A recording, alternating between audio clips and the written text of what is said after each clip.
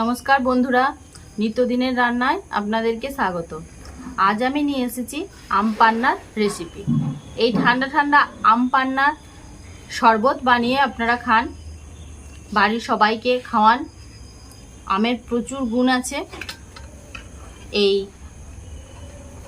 গরমের দাবদাহ থেকে বাঁচার জন্য আম পান্না অবশ্যই খাবেন। গ্যাসটা জ্বালিয়ে নিচ্ছি। ছোট্ট একটা ডাব বসিয়ে দিলাম। এর মধ্যে আমি এক চামচ জিরে আর 1 চামচ মৌরি এটাকে দিয়ে একটু নাড়াচাড়া করে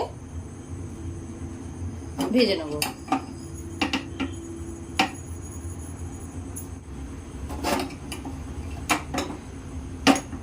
জিরে আর মৌরি দুটোরই অশেষ গুণ আছে, আমাদের শরীরকে ঠান্ডা রাখে।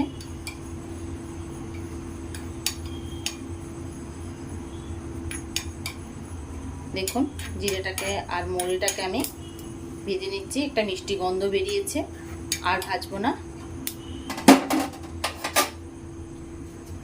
এখন আমি গ্যাসের মধ্যে কুকারটা বসিয়ে দিচ্ছি।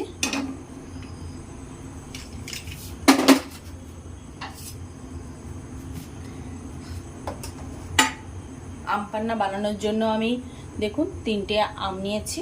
এই 3টে আমকে কুকারের মধ্যে আমি সিদ্ধ করতে দেব।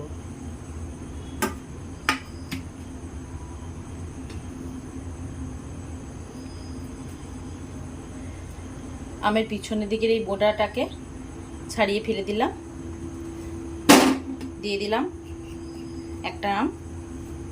এরকম করে আমি সব আমগুলোরই পিছনের বোটাটা কেটে নিচ্ছি। কেটে নিয়ে আমটাকে দিয়ে দিচ্ছি।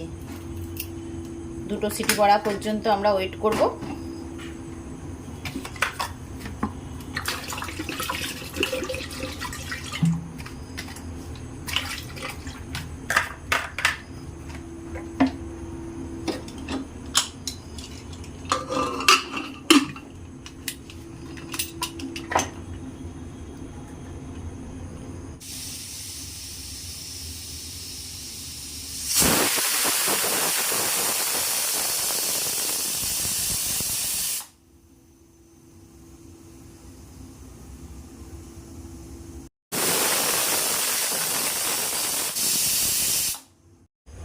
আমগুলোকে সেদ্ধ করে নিয়েছি এবং ঠান্ডাও করে নিয়েছি। এরপর আমের মধ্যে যে মাড়িগুলো আছে সেগুলোকে আমি মিক্সার গ্রাইন্ডারের মধ্যে দিয়ে দেবো।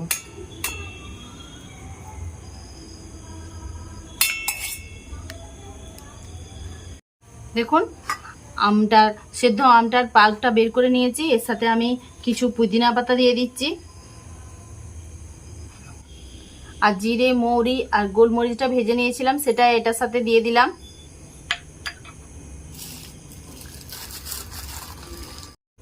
1 কাপের মতো চিনি এর সাথে দিয়ে দিলাম। 1 চামচ বিট নুন দিয়ে দিচ্ছি। দিয়ে এটা মিক্সিতে ভালো করে গুঁড়িয়ে নেব। দেখুন, আমি এটা বেটে নিয়েছি। খুব সুন্দর দেখতে লাগছে। এটাকে আমরা সংরক্ষণ করে রেখে দেব। এই আম পান্না গরমের দিনে খেতে খুব সুন্দর লাগে, শরীরে আরাম দেয়।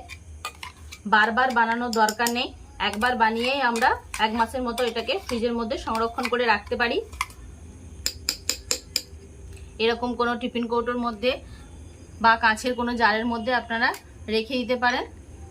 আম পান্নার শরবত বানিয়ে দেখাই এরপর কিভাবে শরবতটা বানাবেন। চলুন আম পান্নার শরবতটা বানিয়ে নিই।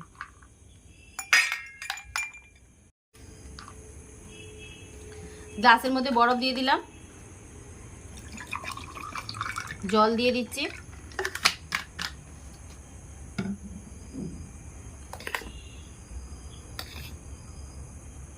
এতে 2 চামচের মতো আম পান্না দিয়ে দিলাম।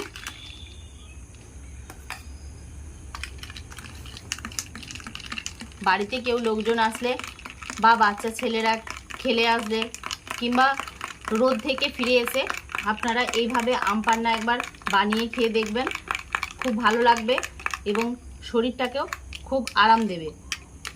কারণ কাঁচা আমের প্রচুর গুণ আছে, তাই বারবার আম পান্না বানান আর খেতে থাকুন।